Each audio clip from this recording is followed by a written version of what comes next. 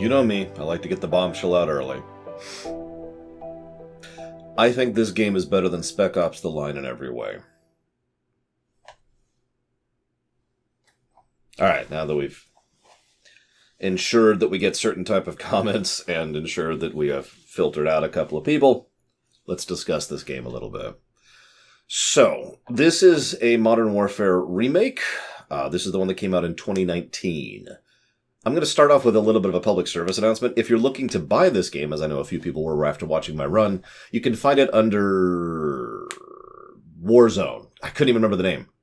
It's on Battle.net, right? And you buy it there, and it's called Call of Duty Wars. Actually, it's not even called Call of Duty. It's just called Warzone.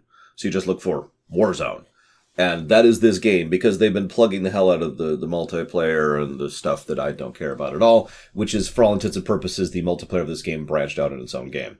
But if you buy that, you actually get the Modern Warfare remake with the campaign mode and the Spec Ops and all the stuff that we played, on camera. So, woo, public service announcement, done. One of the things that I find difficult to really express is the viscerality of games like this, because it's important. You're probably thinking, because it's violent and horrible. No, because one of the things that is very important for games in general, but critically important for FPSs, is the viscerality of the combat. It doesn't mean gore and it doesn't mean violence. What it means is the method by which you play the game, in this case, the guns, need to have a level of enjoyability to them. I've talked about this before. It comes down to aspects of visual design, the animations for the reloads, and the shooting itself, the sound design of the shots, the bullets hitting, or the rockets hitting, or whatever, and the sound of the reload. And it comes down to the oomph and impact, the feel of the actual shots themselves. Probably the example of this is Doom 4, a game that would probably get 3 full positives for viscerality when it comes to the guns, right? But that's important even on a game that's a little bit more grounded and a little bit more down to earth, like a game like Half-Life or Doom 1 or whatever. We actually talked about this when we were going through Doom 64 somewhat recently, which had surprisingly good viscerality for a game that was originally on the N64. I mention this in this game because, despite the fact that the game did have sound balance issues in general, which we did ding and give it a negative for, the sound design and the overall viscerality of the guns was actually quite good. One of the better ones I've seen in this franchise. Each gun had its own weight and meaty feel to it, and sounded good and sounded awesome, and the bullets cracking and the flying and the shots and just positional audio, just all sorts of stuff that was helping with making it feel interesting, good, and generally positive to wield these weapons. And I'm thinking, lore, you just like being glorified. Well, that's interesting because that's more on the story axis, so we'll come back to that later. From a game perspective, having the game be fun is an aspect of making that sure that the player has fun playing the game. I know. I'm going way too fast, so let me... I'm making fun of myself here. I'm not making fun of you all because I feel like I'm saying some of the dumbest stuff, but it's funny to me how many FPSs, and I've played many, completely forget this very aspect, this critical aspect of game design. So this game does good on that. Cool. Map design is good. I almost can hear a counter argument to this. I'm not going to say it out loud because I'm curious if anybody will use it, but I feel like they used the general... They did the inverse of bullet point syndrome. So if you've never heard me talk about that, fun fact, the first games I ever referred to with bullet point syndrome were games that were using it on Modern Warfare 1 specifically. Anyways, bullet point syndrome is when you look at something that's popular or successful or good, or all three, any combination thereof, and you don't actually understand or bother to study why. You just say, okay, so Modern Warfare 1 was a shooter, and it was set in modern day, and therefore that's all I need to make a good game, and then we got some crap games out of it. I'm not going to name names, but you could probably think of a few right now. So, we got some crap out of that because people were bullet pointing. They didn't understand what they were trying to replicate. This game feels like they actually sat down. This is Infinity Ward. But it feels like, and Raven, excuse me. But it feels like they actually sat down and said, okay, hang on. What actually made Modern Warfare 1 work? And one of the things that made Modern Warfare 1 work was the variety of mission styles. You had some infiltrate-y, you had some navigate-y, you had some tight urban conflict in very, very small areas. There's an entire mission in this game which is all set in a single 3-story house. This tiny, tiny space. Some missions are much broader, where you're crossing the countryside or going through the woods or whatever. Sometimes you get to navigate things from the command of a gunship. Sometimes you get to take control of a little remote control plane that has a bomb attached to it. Sometimes you use a sniper rifle in order to try and deal with things that are 600 yards away. And sometimes you have to get into very close quarters with a shotgun or whatever's available. Sneaking, in one mission, you actually go through an underground area, cave area, very slowly, and it's very tight quarters. And you don't have night vision goggles. You're just barely creaking your way through there, right? That type of variety helps so much when it comes to a game like this. It helps avoid what I often refer to as Dragon Age 2 syndrome, aka the thing where you just kind of do the same thing over and over and it gets old. It's fun, but the repetition makes it old. But in this case, that wasn't a problem because we kept varying it up. I do have to give special praise. There were good missions in this one. There's 2 moments that really stuck out at me for actually being some really inventive, fun stuff. One is a section where you play Watch Dogs for a minute. Now, some of you will get that immediately, but I'll go ahead and explain. So in Watch Dogs, one of the things you can do is you can hack into a webcam or a security camera, and then your viewpoint changes to the security camera, and it effectively serves as your viewpoint. So anything it can see, you can interact with. So any traps or explosions or lights or whatever, you can do that, right? It makes for some of the funnest stuff in Watch Dogs 1. Do note I haven't played Watch Dogs 2 or 3, so I don't actually know if they have the same thing, but you get the idea, right? In this case, however, you were navigating an assistant, the assistant of the ambassador, a young woman named Stacy. I remember her name even, and she's got nothing. She's a secretary. And no offense at all to secretaries, as I've talked about many times, a good secretary is an invaluable aspect of anybody who's in charge of anything. I wouldn't mind having a really good secretary myself. But the point is, she has no combat capacity at all. If she's spotted, she's dead. The end. So, you have the security cams, and you have a phone which you can use to talk to her. Guide her to safety. And this could easily have been irritating or frustrating, and it wasn't. It was actually very fun and engaging. Anybody who was watching the stream could tell I just sat upright, and I was completely in the zone because the tension level was high, because any mistake means she dies instantly. And I'm like, okay, go here, do this, move around. I know. And the whole time you, and therefore she, are being forced to see what the terrorists are doing in order to the rest of her coworkers. And so it's just like, it's okay, just keep moving. I know they're about to kill him. I need you to go around now. Move, pause. Wait a second, let the person pass, now go fine. And I started getting this calming tone without even meaning to, because I was so in the moment and so invested in getting her there. And so that's what I would do if I was actually there. Because I've done this before. You talk in very calm, soothing tones. You don't actually allow your voice to go up or down. You just use a normal, calm tone of voice. And that normalcy and that flatness of it is something that people can then take and use as a way to try and anchor themselves so that they themselves can at least get a hold on themselves right now. They may have to deal with some of the emotional and mental trauma later, but for the time being, they know that there's a voice telling them it's going to be okay. Don't get too coddly too. That doesn't work usually. Don't get, it's going to be okay. No. No, you just need to have that same flat tone. I was doing that without even meaning to. But the second mission was even better from a gameplay axis. We're not really in the story stuff, although I've kind of already dipped my toe into it a couple times, which is kind of the point. This game does a lot of gameplay and story integration, unlike another game I just mentioned earlier.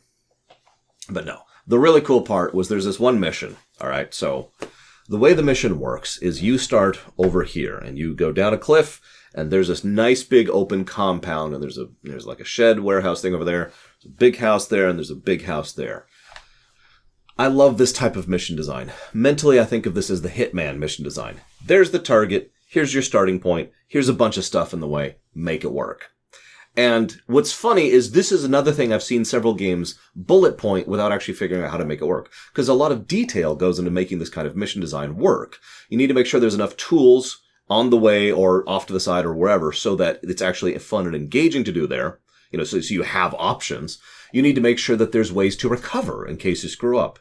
You need to make sure that there's multiple routes so that players can find their own ways and how they want to go through it. And sometimes they can just go stealth and sometimes they can go loud, like a Hitman mission.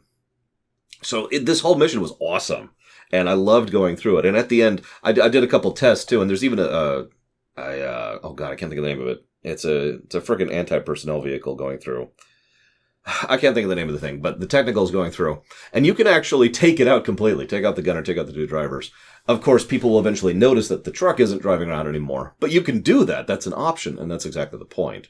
Brilliant mission, very fun. I actually wanted to replay it immediately after I finished it, just to give you an idea of this. But then you go through that whole section, and that's cool, and that's awesome.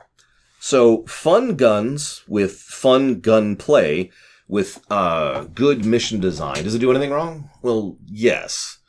So, I actually have an OLED for my screen. That's not really on purpose. In fact, that has nothing to do with why I bought this monitor. I got this monitor because it fulfilled all my other requirements, and the OLED just happened to come with it. But as a consequence, I mentioned that because this game is pretty freaking dark.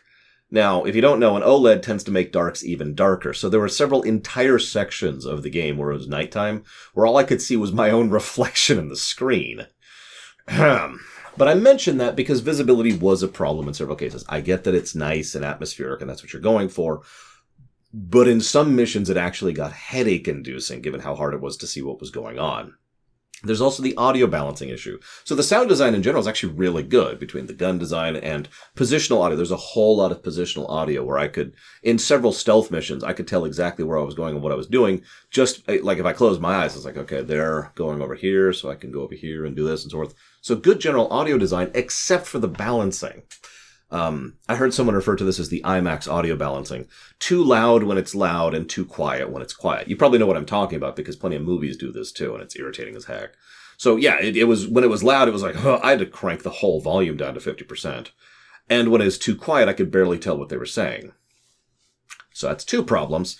It does, of course, have the Raspberry Jam. It's worth noting this has less bad Raspberry Jam than some of the previous Modern Warfare games, which is interesting. So that's three problems.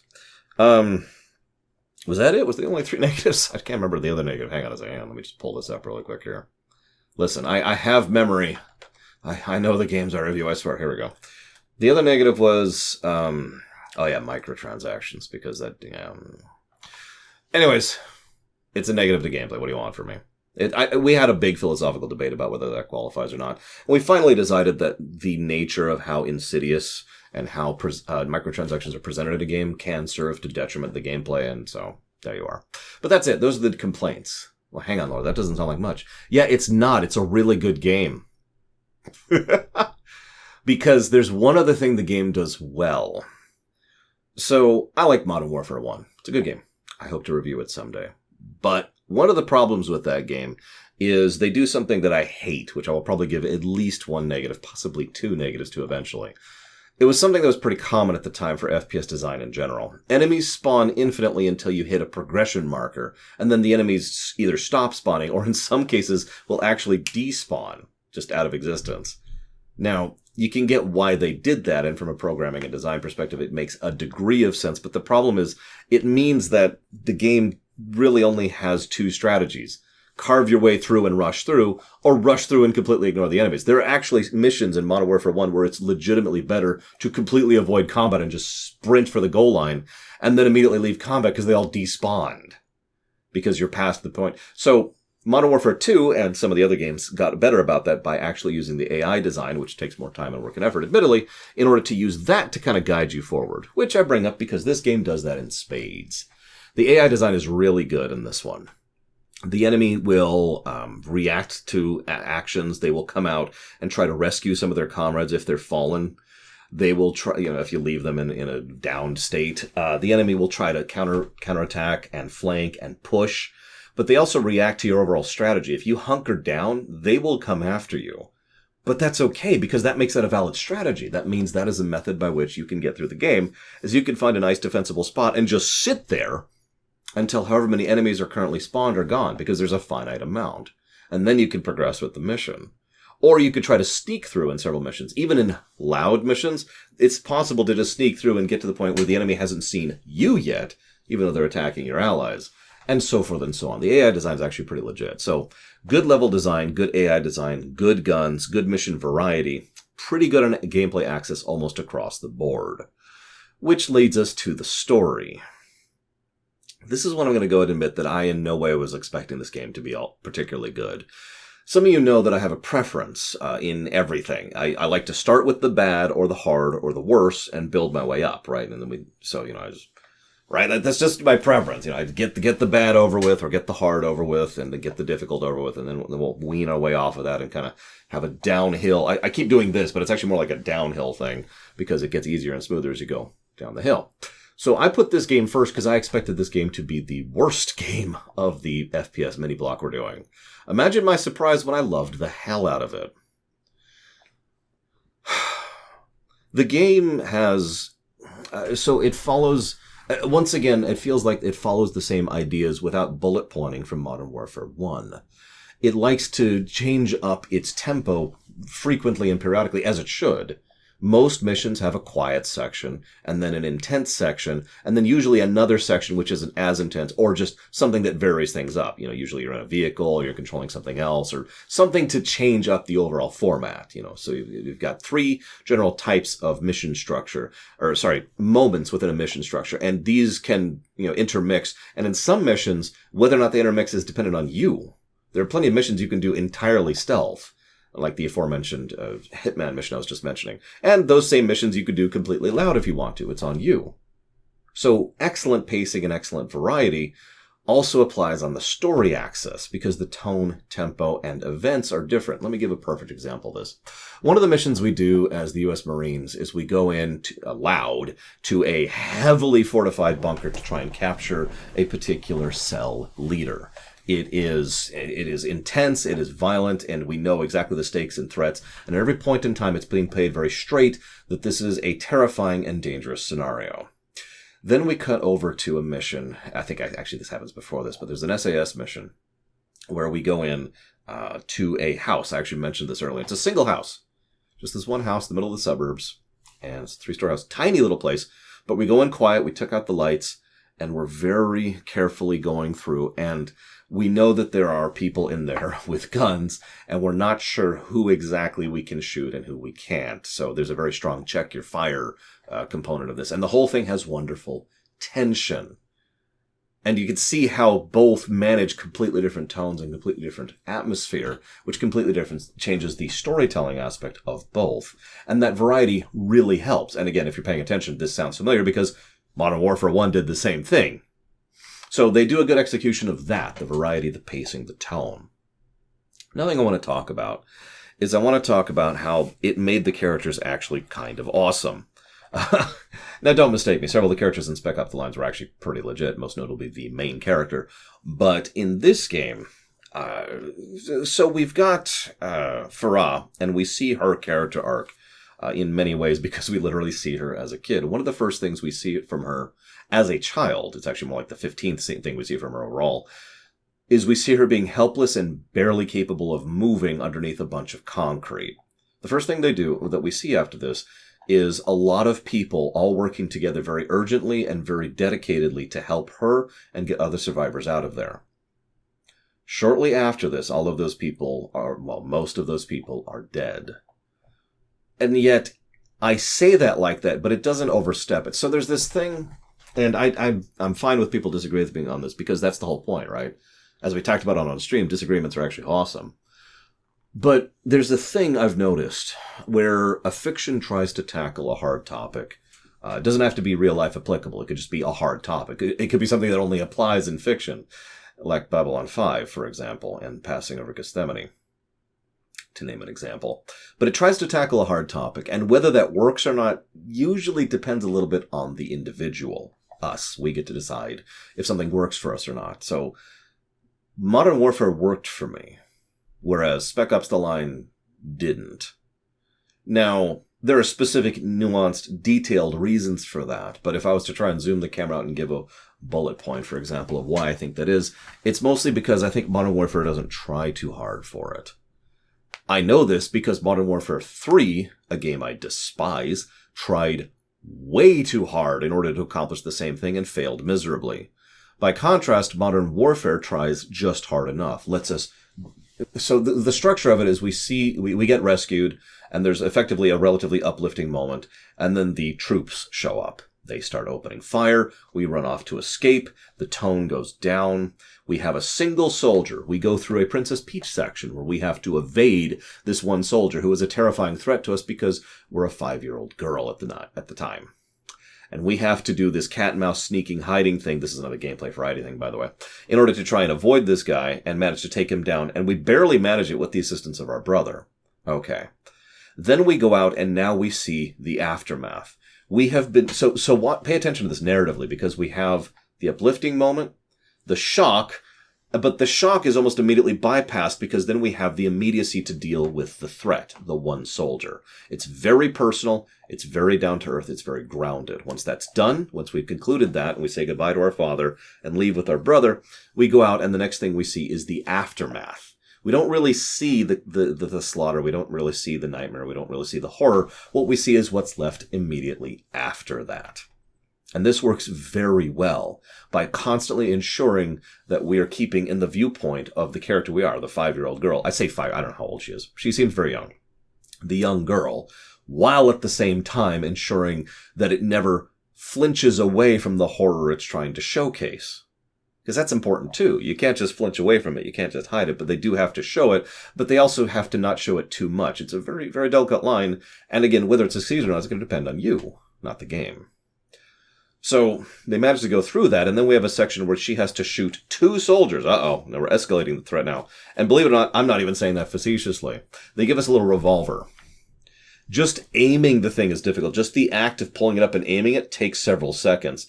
And then we're very wobbly as we shoot, and then the kickback is so bad, we're literally lose control for a second as the kickback hits us, because of course it does. That makes perfect sense. But it also adds, once again, to the tension of the scene and gives us a very in-person perspective of exactly what this girl is going through and what she has to endure and understand and try far beyond what should be her means in order to accomplish what she needs to do. And so forth and so on. There are several other scenes like that, but Farah works very well because of this. And we get to see that arc that she goes through. We also see several soldiers. We've got Alex, who is pretty legit, all things considered. The former U.S. soldier? I'm not sure what to call that one. He certainly does sign up. He's CIA. But he signs up for a few things and ends up, going for a cause he believes in, which, yeah, okay, I'm kind of with that. But we've also got Kyle, who is actually kind of awesome despite being a cop. I'm sorry, that's not what I mean. What I mean is he's clearly Spec Ops material despite being a police officer. He's got the chops. Maybe he would have gone that way eventually in his career. Price ends up just kind of poaching him and say, yeah, no, you're working for me now, let's go. Just kind of sees the talent and says, yep, promotion. And, of course, we have Hadir. Now, Hadir worked for me more than I thought he would. I want to talk about him for a second.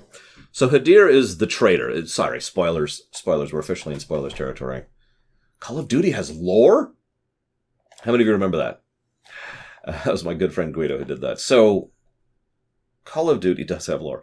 Hadir was a character I was expecting to suck. So he is her brother, Farah's brother. I mentioned him earlier. And he is the one who actually stole the chlorine gas in order to try and use it against them because, well, it boils down to the idea that he thinks any means are acceptable. Farah actually mentions earlier in the story that the thing that makes her enemies is the tactics and style and approach that they use. If this was a straight military engagement, she would be more torn. But the fact that they are willing to do these horrible, evil things is what makes them her enemy, which of course ties into her brother and how he decides to do horrible, terrible things in order to progress. But what's really interesting about Hadir is not the fact that he's a traitor or the fact that he crosses the line. It's his reaction to immediately crossing the line is, and several people on stream agreed with me, this is a bit of speculation, but based on what we see, by all intents, he was crossed over the line, was like, oh, God. Like, there was that moment, that realization of what this actually meant. To put it into simple terms, it felt like she had a little bit more maturity and understanding of this, whereas he, once he stepped over the line, essentially freaked out. The next thing he does in the story is he immediately beelines for trying to get all the plans and information for taking out this base. Not to actually execute it, if you're paying attention. He's not actually going to do the base attack himself. He probably was prepping for it.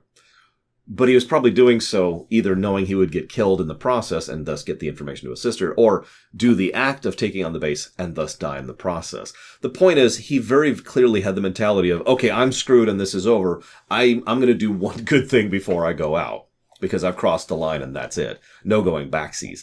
And that is actually surprisingly mature of him. It's a way of taking ownership of it and saying, oh, okay, and rather than freaking out or begging for forgiveness or just saying screw it and becoming worse, he morally took a step back over the line, but realized that he couldn't do that physically, or metaphorically, however you want to think of it. So he decided, okay, well, I'm going to go ahead and commit to this one last good act, and that's going to be my life now. It made him more interesting than other fiction would use him for. But of course, I've been dancing around it because we need to talk about Price. Let's just be clear about this. Price is awesome in this game. Not because he's Price, not because of Remember Berries or whatever other stupid nostalgia bullcrap argument that's being used. Price is awesome in this game because he's awesome in this game. One of the establishing character moments for Price is probably my favorite scene in the whole game. And again, the details matter. This isn't bullet pointed. So there is a terrorist attack on London. And you're in London. This is when you play as Kyle. And you're going through and you're fighting and you play alongside Price.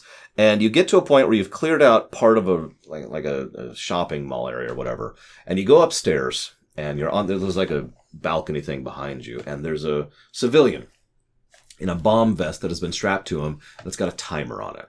And there are probably about, 20-ish, maybe a dozen other innocent civilians just sitting right there in close proximity. So you immediately know the situation. He is there to blow them up and kill them, and it's all horrible. He begs us to help him. The first thing that happens is we both come forward, look over, and we spend about 3 to 6 seconds, I'm being vague about that on purpose, to try and figure out some way to help this poor sod. We fail. Price then apologizes to the man, grabs him, and bodily throws him over the balcony, so he explodes and dies. Now, the reason that works so well, and I'm going to get so much flack for this, I did on camera too, is that what Price did was absolutely correct. Arguably right. In fact, what Price did was, for all intents and purposes, the only choice in that situation. Notice he didn't immediately do it. This is important. He didn't see the situation and just tossed him over. And he didn't do so neglectfully. There was no carelessness there. This was something he regrets doing, and it's made very clear by his actions, body language, and voice acting that this is something he does not want to do. It is the choice that remains. He saved all those civilians at the cost of the one. Now, that is cold calculus. That doesn't make it right, but at the same time, you could see why this is such an important distinction, because here's the thing. One of the topics I talk about so much that it actually came up twice during this particular run, was the concept of a Justice Lord versus a Cisco. On the off chance you've never heard me talk about this, hi, I'm the Lord Runner.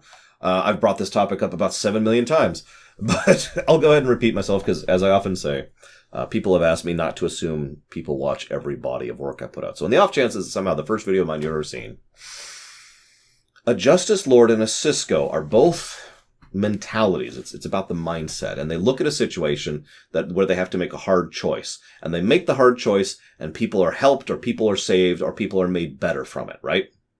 So what's the distinction? What's the difference? A Cisco will look at this situation, and they will only make that hard choice if they have no other choice. They'll probably look for another choice first, like trying to find a way to get the vest off the guy. And once they have to make the choice, they will hate themselves for that. They will not like that choice, and they will not live with it, and they will have to, they will live with it. They will not like living with that. That is something they have to live with. It's another stone on their back now. A Justice Lord would look at that situation, grab the person, and throw him over the thing, and then immediately go back on task into the mission. There would be no hesitation, because they would simply do the math and say, well, this is the correct call, and make it without hesitation. You see the distinction, because they wouldn't be sorry, they wouldn't try to find another option, and they wouldn't feel bad afterwards. Why would they? They made the correct call after all. You see the distinction? Now, we're going to keep this in the realm of fiction for obvious reasons. But in fiction, generally speaking, Justice Lords can be good guys, but almost always their actions tend to lead towards more bad things long term. Because that kind of mentality very dangerously leads itself into dystopia. Over-protection, over-authority, over-security, right? Well, it's the right call because I'm saving lives, etc., etc. And of course, someone who doesn't feel bad about making a hard call is someone who probably has some mental and or emotional issues anyways. By contrast, a Cisco can make things worse, but often tries very hard to make things better. After all, a Cisco never wants to make that choice again. So, we see in Price, he is very much a Cisco. He is someone who did not want to do this, does not want to do this, hates doing this, and the voice actor does a wonderful job. There's this bit later on where he has a quote. I love this quote. "We do the dirty work so that the world stays clean. That's the job." And I say that flatly, but the way the voice actor said that, his voice cracked just a little bit. Just a little bit as he's saying it, because of course it tortures him. Of course he hates it. Of course it bothers him. Because he's a Cisco. Because he cares. Because he doesn't want to do this crap. He does it because it is the correct decision, arguably speaking, within the circumstances. And what else are you going to do? Let the person blow up and kill the rest of the civilians? That's not an option. You see why I consider this such an important distinction of why I venerate Price so much and why he is so well presented in this game. Because Price is not an anti-villain. He's not even an anti-hero. He's just a straight-up good guy. He is, however, a good guy who is forced by his enemies in order to do unpleasant things. So, one of the things that the Call of Duty series got known for in Modern Warfare 1 and onwards is the shocking moment. There's a couple of moments that would qualify here. The London bombing certainly is one of them. But actually, I think the moment that most is defined for that is the scene where we have to interrogate the Butcher. We had a whole discussion on this. I had to chop like 20 minutes off the game timer just to accommodate this. Here's the thing. I'm going to tell you the exact details of the situation, and that's all I'm going to do because I want you to make up your own mind on the matter. So they have someone who's called the Butcher, which honestly I feel like that's all I need to say about this guy. But I will give you the actual facts at hand. So in an earlier mission, the Butcher, in front of Kyle actually, but also Price, is like, "Hey, you're going to let me into this place. If you don't, I'll kill this guy." And he pulls over a father and his son. And then he shoots the father. And he says, "All right, you're going to open the door. Open the door or else I will kill this kid." And then he shoots the son. Okay? I'm trying to stay very flat in my tone here to try and remove any bias from the situation. These are simply facts. So, when we get to the mission where we are interrogating him, we try to beat him up a bit, and we try to threaten him, and he's completely non-responsive. So Price gets the leverage, which is the Butcher's wife and child, a young son. So we escort them in, but wait. As we're on approach, Price closes the door and very formally says, "You don't have to do this." To Kyle, to the character we're playing at the time. Can I just say how much I absolutely love that? You can wash your hands of this. You can walk away. If this is a line, no judgment. We're good. Now, I said I was in, so I went ahead and full in on that. So we go in, put a bag over her head, put a bag over his head. Let the Butcher watch. Now, Rule 1 of gun safety is you never point a gun at something you do not intend to shoot. I violated that rule during the scene because I had absolutely zero intention of shooting those two people. Look, I'm sorry. They're civilians. That's how there's this nice big wide wall there. You don't shoot civilians. And I was never going to shoot them. But I had to point the gun at them to threaten him. So I point the gun at them. He starts to freak out. And he's like, "Oh my God, you're not going to do it." And I realized that I need to do something to progress the interrogation. And I'm not going to shoot them. So I point the gun a little bit up. You can see the stream. You can remember that. I point the gun and I'd go to shoot next to them to scare them. The gun clicks empty because there's no bullets in it. I would like to think Kyle knew that because he's a trained officer who has done spec ops work, so he could probably tell, weight of the gun, etc. Either way, Price then says, "All right, well, now I would never put a gun in his hand that he wasn't in a closed space that he wasn't prepared to shoot." The relevance here is that Price is now demonstrating, this is an escalation if you're paying attention. We've got your wife and child. You want to talk? No. Okay. We'll point a gun at them. Do you want to talk? No. Okay. We've demonstrated we're capable and desirous of killing them to hurt you. Do you want to talk? No. Then he gives us the bullets. Price gives us the bullets. This is when the butcher finally cracks. And he finally goes ahead and gives us the intel. So I shot him in the head. I left the wife and child alone, obviously, which is another discussion. Then we leave. These are the facts. And I leave this here at your feet to decide and debate, and I would love to hear your comments on this. Just paint the target on my face here with regards to this scene, because what Price was doing and how and why and what, all of that is wonderfully debatable. All of that is within that wonderful blackish, grucky, gray morass we call acceptable actions. It's an old topic. It's an old debate. I brought up a short story. I meant to bring up this. Give me just 1 second. I'll find it really quick here. But there's a short story which is entirely about this topic. It's something we've talked about in human existence for a long time, but it has especially come up. This is really bright. It's especially come up with ever since World War II and the Cold War. And that topic is how is there a dark mode? This is really bright. Hang on, let's just do this. Make that a little bit less blinding on the eyes there. I know it changes the color of the camera too. There we go. Okay, that's a little better.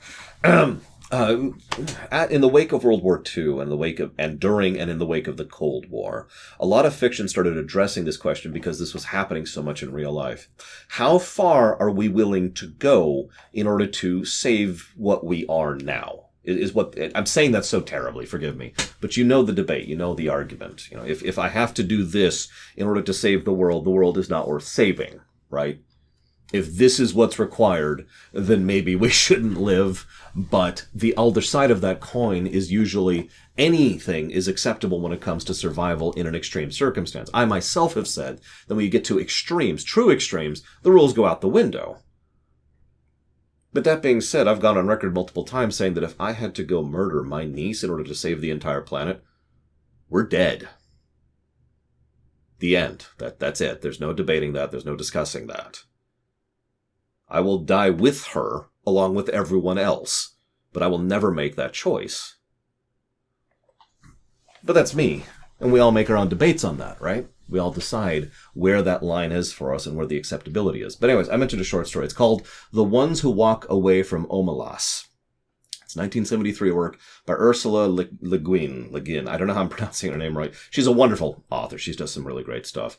I'll give you a quick summary, okay? This is a huge spoiler for the short story, so if you haven't read it, this is your spoiler warnings for One Who Walks Away from Omelas, okay? So mute me for like a minute. But in the story, they have a wonderful, beatific, amazing society where everything is awesome, okay? It's not paradise, but it might as well be. And then they find out that all of it is being perpetuated by this one single child who is kept in perpetual filth and misery and darkness and pain and suffering and torment, and that just powers the rest of their society, right? And everybody in that society, once they get to a certain age, they are allowed to know the truth, and they're given a choice. You can leave, saying, I'm not having any part of this, and let the world die. Or you can stay and benefit from it and live with that on your conscience. Like I said, a lot of fiction addresses that gray morass of acceptability. Where's the line and how we draw it is a lot of who and what we are as a species as well as individuals. And the mere fact that this game does such a wonderful job of portraying this concept multiple times from multiple angles is exactly why I say this game zigs where Spec Ops The Line zagged for me. Because for me, this does the hard-hitting job without actually going too far, without trying too hard, and legitimately sparks actual intellectual discussion on the matter. And I am actually looking forward to hearing your all thoughts. We had a ton of discussion on this on the stream. This is a great stream game because we had so much to debate on this matter. Because it's very easy to look at Price and say, well, he's a monster. Or, at worst, he's no better than the operative, to use a direct comparison. The operative from Serenity over in the Firefly verse. If you don't know what it is, don't worry about it. So, where Price sits on that line and where he should sit on that line? Well, that's a good question, isn't it? This game did a lot. This game did a lot on a story axis. The game did a lot on a gameplay axis. And price is absolutely phenomenally amazing. But we have one last thing to discuss. I'm saving it for last because I'm an idiot. I meant to discuss it first, but whatever. I do have a structure for these things, I swear. I just screwed it up this time. What is Call of Duty Modern Warfare? This game, right? What is this game? So the answer is we don't know yet because the distinction hasn't happened yet. Let's discuss narrative concepts, shall we? So you've heard of an Elseworlds. Even if you haven't heard that terminology, you have heard of an Elseworlds. Marvel's recent What If series is the definition of an Elseworlds. But to put it into simple terms, you have a story and you say, you know what if we change this one thing which completely changes the whole thing and leads into this completely wild, completely divergent what if story? You then do a small, self-contained story completely addressing the what if, the Elseworlds, and then you're done. Superman All-Stars is a good example of an Elseworlds. By the way, this term comes from comics because both of these terms come from comics, of course. But the idea is to just kind of play with the concept and then be done with it. You're not really supposed to do a long-form storytelling with that. That is another concept, which is slightly different, called Ultimates. Again, coming from comic books. So the idea of an Ultimates is you take an existing canon, you take an existing storyline, you change a few things, but they're all minor changes. They're not big. Maybe you move the setting forward or back a few years in the timeline. Maybe this person dies, but this person lives. Little changes, right? You mix up the match a little bit, but then you put it onto its new continuity and you keep going with it. There's two big distinctions between an ultimate and a what if. A what if story, an Elseworld story, is supposed to be a short story that just happens and is done, and it's supposed to be violently divergent. Whereas an ultimate is supposed to be less changes initially, maybe more changes over time, and it's supposed to be an ongoing thing. Now, you might say, well, that just sounds like a reboot, and that's the thing we don't know yet, because this could just be a reboot of the Modern Warfare series. We're not sure because we haven't had a sequel to this game yet. This game is only 2+ years old as of the time of this video going live. So I don't know if this is going to continue in any meaningful fashion or not. If it does, well, then that might just be a straight-up reboot. But if it does and the original also continues, well, that might be an ultimate, because that's the distinction. The value, if you're not understanding, I'll go into this really briefly. This really applied comics more than it is here. So in ultimate, the whole point is we want our own continuity where we are not bound by the rules that limit the original timeline. Like, you can't kill Peter Parker in Spider-Man. It's just not happening. But in an ultimate timeline, well, you can, because, well, that's not really Peter Parker. That's not the Peter Parker, so it's not the end of the world if you kill him off. The chains are off. The limiters are gone when it comes to an ultimate storyline, just like in an Elseworlds. So there's a lot of appeal to essentially branching off and starting your own timeline and your own series and doing whatever you want with it. It's actually pretty similar to what we've been doing with the Star Trek Rewrite, if you're paying attention. So that's where this is at. Reboot or an Ultimates. But either way, this definitely qualifies as a reimagining. This is not a prequel to Modern Warfare 1.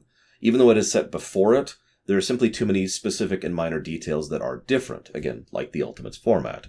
The most obvious one being Imran Zakhaev is actually already dead by the time of this game, whereas he was actually a major proponent of Modern Warfare 1 in Modern Warfare 1. So you get the ideas. Either way, it'll be interesting to see if they ever go anywhere with this, with Blizzard Activision currently being a giant garbage dumpster fire. I have no idea if that'll ever be a thing. And never mind the fact that the Call of Duty franchise is currently circling the Warzone drain, so I have no idea what's going on with that. We'll see. Either way, I hope you've enjoyed my thoughts, and I am looking forward to yours. I'll see you next time.